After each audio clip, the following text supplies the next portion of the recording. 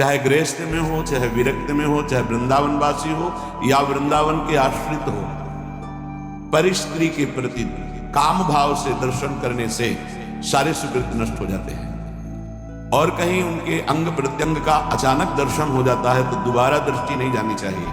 पहली बात रखी है परधन परदारा। यदि हम दूसरे के धन की इच्छा रखते हैं किसी भी तरह से, जैसे छल कपट करके कि हम तुमको अमुक अमुक सुविधा देंगे, हम तुमको अमुक पद प्रदान कर देंगे, अमुक दुख निवृत्ति कर देंगे, अमुक अनुष्ठान के द्वारा, ऐसा भागवतिक प्रलोभन देकर किसी से धन लेना, या सांसारिक किसी छल कपट के द्वारा उसके धन का अपहरण करना, तो आप धन का उधर अपहरण कर रहे हैं, आपके भागवतिक धन का अपहरण उसको जा रहा है जिसका आप धन अपहरण कर रहे हैं, अपने आप ट्रांसफर हो जाएगा। आप छल कपट करके उसका धन ले रहे हैं तो दैवी शक्ति आपके भजन तप पुण्य का फल वहां पहुंचा देगी। सिद्धांत है, बहुत घाटा हो जाएगा। आप क्या समझते हो? आपके निमित्त से जो भी कुछ हो रहा है उसमें आपका तप और भजन खर्चा होता है। इसलिए किसी भी बहाने से ये परधन का प्रतिग्रह या परधन की चोरी या परधन का अपहरण की भावना न रखे, चाहे धामवासी हो या धाम आश्रित हो। इससे आपके सीधे भजन पर फर्क कैसे नहीं पड़ेगा? भावना है, प्रिया प्रीतम साथ चल रहे हैं, सखियां सामने संगीत बजा रही हैं, तो हिसाब किताब प्रिया प्रीतम अपने पीछे उनकी सेवा में, वो प्रार्थना कर रहे हैं, स्वीकृति हो रही, मेरी प्रियाजू की इच्छा से, कहीं कर्ता भाव नहीं, कहीं प्रतिग्रह का भाव नहीं, कहीं स्वीकृति भाव नहीं, कहीं अहम भाव नहीं। अब वो कृपा सीधे प्रिया प्रीतम संभाले, आप वहां कहीं नहीं, आपको लाखों प्रणाम कर रहे हैं, आपकी भावना है मेरे प्रिया प्रीतम मेरे साथ चल रही है, उनको नमस्कार हो रहा है, मैं तो उनकी सेवा में चल रही हूं, खत्म। अगर मेरे को प्रणाम तो हिसाब उसका देना होगा।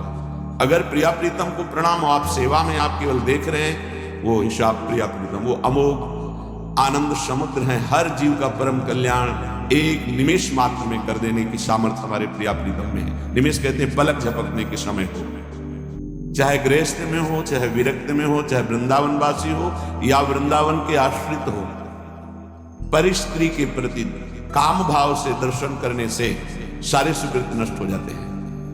और कहीं उनके अंग प्रत्यंग का अचानक दर्शन हो जाता है तो दोबारा दृष्टि नहीं जानी चाहिए।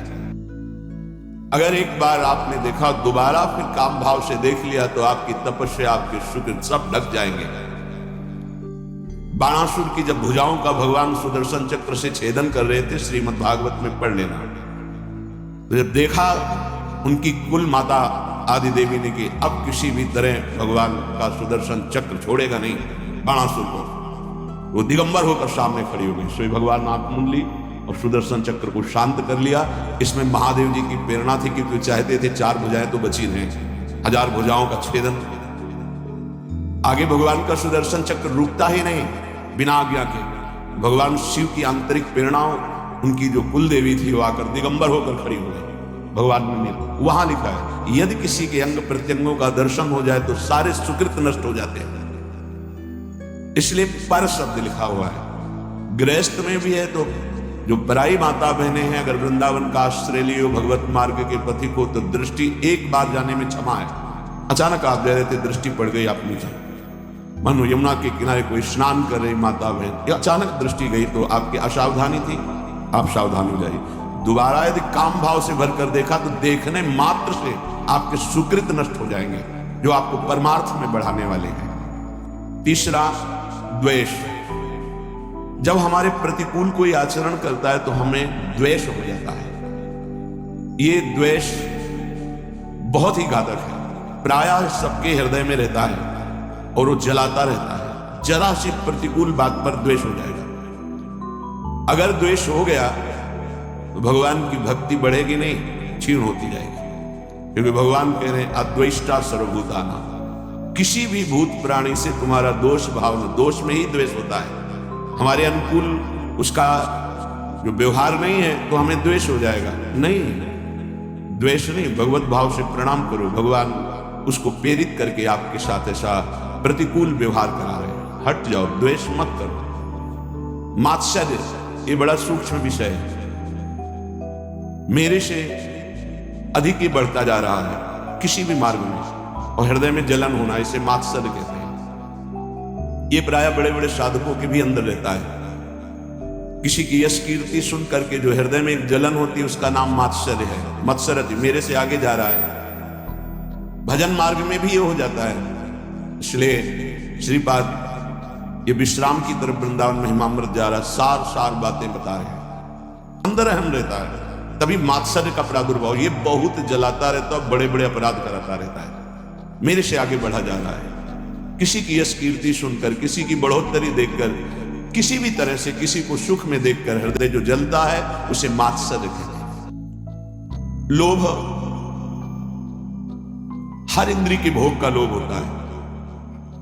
लोभ पास जय गलन बंधाया, सो नर तुम समान रघुराया। गोस्वामी तुलसीदास जी कह, जिसने लोभ रूपी फांसी में अपने गले को नहीं बंधाया, वो साक्षात श्री भगवान का स्वरूप हो जाता है।